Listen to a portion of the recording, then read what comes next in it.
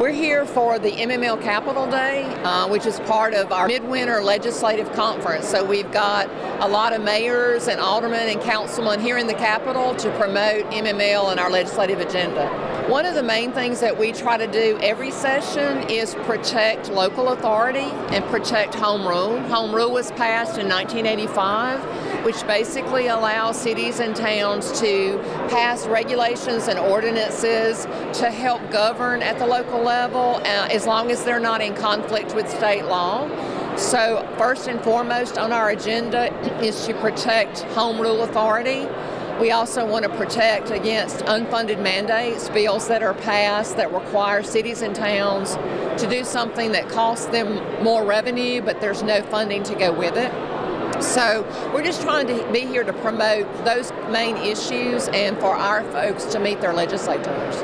We're going to do something a little different than our normal press conference. We have our officers here, and I'm Sherry Vize, the director of MML, but we have our officers here. They're going to talk with you about some of the critical issues that we have on our agenda during the session. And we're going to start with our president, Mayor Billy Hughes.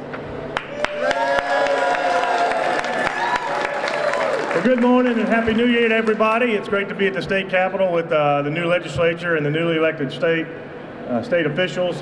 We've already had pledges of support. They're going to give us everything we asked for this year.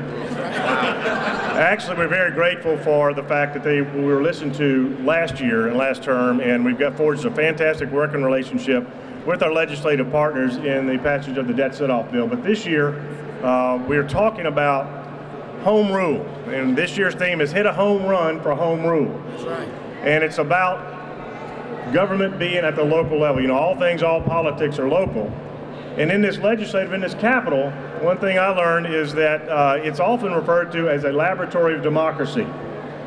And what I think that means is that when there are problems or issues or concerns and we need to change them through the law, we bring them to the state Capitol for that laboratory, where there are a lot of it's theoretical. It's practical too, but the real practicality occurs when we have to implement those new laws at home, at the municipal level, where that rubber meets the road, and sometimes it works, sometimes it doesn't, and we have to retool. One concern we have is the same one that the legislature has, is on the federal level, we sometimes get federal mandates. Often they're unfunded. And some officers are going to talk about the aspect of unfunded mandates. But that same concern applies at the local level when we have a tendency to have things that overrun us, where we're dealing with things every single day with our constituents, trying to adjust and respond, not just 90 days at a time. And so we are probably the best clearinghouse or source of information for our legislators to understand what is impacting the local level. And so the concern that we're trying to voice today is that we don't want to be overrun by state regulations when we're dealing with it on the local level. And that's where home rule comes into play. The legislature saw fit in 1985, some of us can remember that far back, to put into play the home rule authority. So it's not something we're just coming up with, it's something that was recognized as being very important to this state and certainly for the municipal levels. Home rule allows a city or a town to regulate its own affairs. That means my time's up. So we as municipal officials, you know, we're the government closest to the people. We live where we lead. We hear from our citizens on a daily basis. We see them at church, the grocery store, sporting events, or when they come to City Hall to attend our meetings. We know that our citizens, we know what they want and need just like you do, but it's our job to help convey that. Home rule has increased our municipal authority by providing us the right to adopt any ordinance as long as they don't conflict with state law. We're very cognizant of that. So we respectfully ask the Mississippi legislature to help us to protect home rule so that we can govern effectively for our citizens collectively. Thank you. Let's hear it. Next up is Eric Simmons, our first vice president. Home rule! Home rule! First, we would like to thank all of our new legislators and senators who are taking that oath of office to represent their various districts, but also here, the great state of Mississippi. We appreciate your willingness to serve the citizens in your district and here in Mississippi. We know you have some hard work to do. You're getting the grounds, you're hitting the ground running right here at our state capitol, and many tough decisions to make during the next 4 months. That being said, I want to remind all members of the legislature to refrain from supporting bills that create unfunded mandates on cities and towns.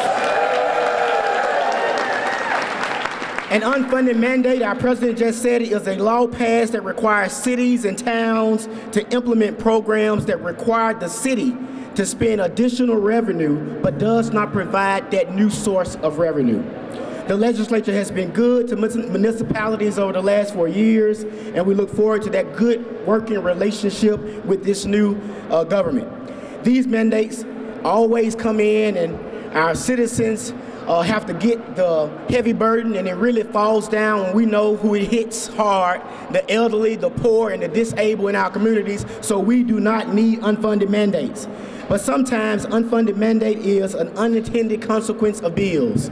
So we have good folks with our MML staff, our lobbying staff, Sherry and Trey, and so we'll be looking for those bills and making sure that those unintended consequences don't hit our folks. And so if you need any help with a bill, any legislature, any representative, any senator that may need help in looking at a bill, come to our MML staff, Sherry and Trey, to make sure that we do not have unfunded mandates this term, next session, and the next 4 years. Home rule!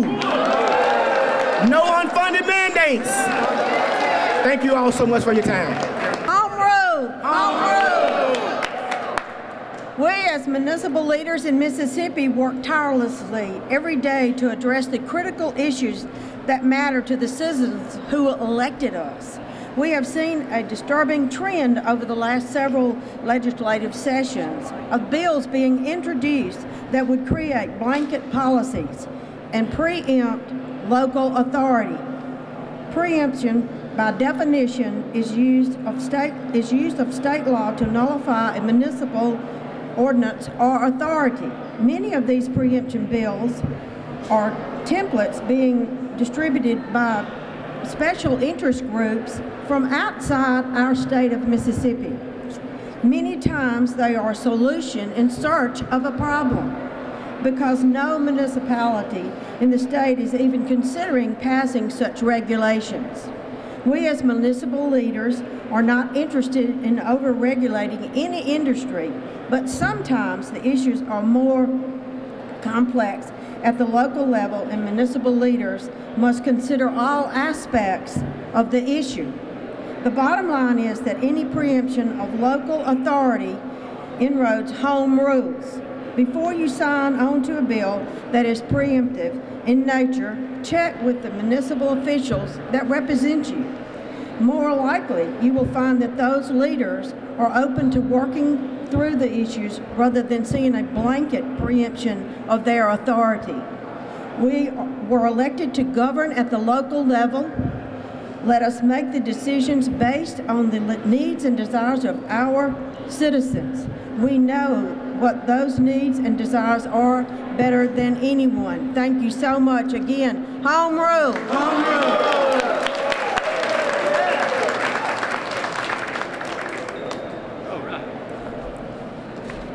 Good morning. The MML has about 4 things on their agenda for this session. One of them is a referendum on how we're going to fund the First Responders Act.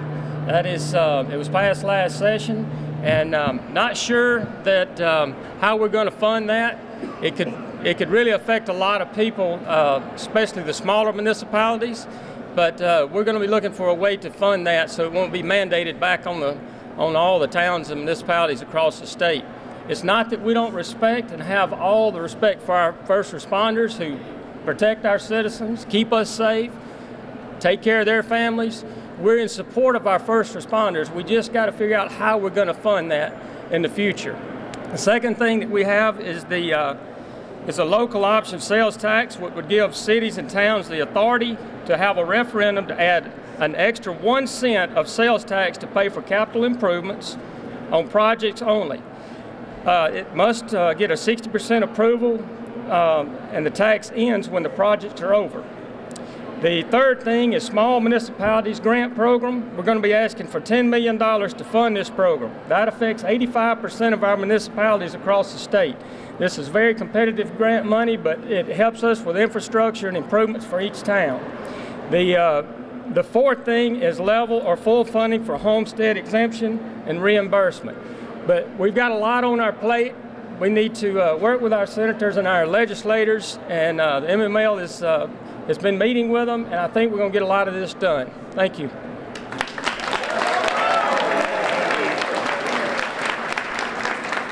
All right, I just want to reiterate about home rule and the need for us to collaborate and communicate. Proud to be here with hundreds of our municipal leaders from throughout the state. We're in Jackson for this week, and we'll be back and forth, so we're at your disposal. We're proud to have the opportunity to serve, and we appreciate you listening to our message. God bless. We're done. The government is closest to the people, which governs best, and so we hear on folks on a regular basis. At all levels, our legislators and federal delegation do, but the fact of the matter is we're the ones who have to apply all those particular ordinances and measures and laws, and so we see the impact directly. When we get sent something down that either overruns an ordinance we've already adopted or something we're considering, or mandates us to do something that has no fiscal note attached, no money that comes with it, but we got to pay for it, that really impacts our budget directly, and it impacts our ability to effectively represent our constituents. Homeroom is very important, especially those folks who are most vulnerable in our communities. And so we've been talking about making sure that we don't have any bills that create unfunded mandates. And when you do that, it affects the elderly, the poor, and the disabled, because if there is an unfunded mandate without a new source of revenue, cities and towns then will have to look for that revenue. And the only way you can do it sometimes is raising taxes with ad valorem taxes. And when you do that, you hit folks that it hurts the most. And so we want to make sure that we work hand in hand with the legislature to make sure we don't have any unfunded mandates, but making sure that in the back of their mind, this legislative session, that home rule is the key word that they remember. Come talk to your mayors and your aldermen and your city council and make sure that we have bills that don't create unintended consequences to folks in our communities. We go to church with these people. Our kids go to school with these citizens. We shop together in the same retail areas. You know, this is people that you see every day. That's it's either relatives or close friends. And when you have these people at the local level, that's your grassroots for the whole state of Mississippi. We are a funding mechanism for the whole general fund for the state of Mississippi. In Greenwood, several years ago, we had an unfunded mandate that was through MDEQ, and it was about the sewer wastewater treatment plant. The regulations changed, so we had to do something about that. And for Greenwood, it meant actually changing our whole wastewater treatment system and plant out. So it was $40 million, but we did get a good loan from MDEQ to help fund that. But still, it was an undated mandate that we got no funding from the federal government or at the state level except for MDEQ loan that we do have to pay back.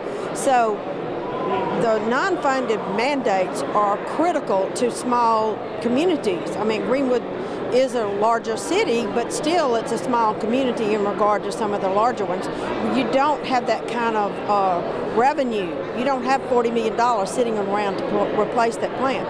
So it would have been easier if maybe we had had something like this to protect home rule, and on that level to not have any non-mandated rules on cities and towns. So I say it's very important. This rally was very important today. I think that listening to our new legislators, and it was great to hear from them today. They seem to be very interested. Some of them have been mayors and aldermen. That's always very helpful, but because they know our situations. It's been a great day. We're off to a great start. We've got a new legislator starting a 4-year term. There's a lot of excitement and enthusiasm. We appreciate what they do, but we just want to make sure that we have a good relationship with them and they know their mayors and their councilmen and board members and what issues are important. We're off to a great start, so we're excited.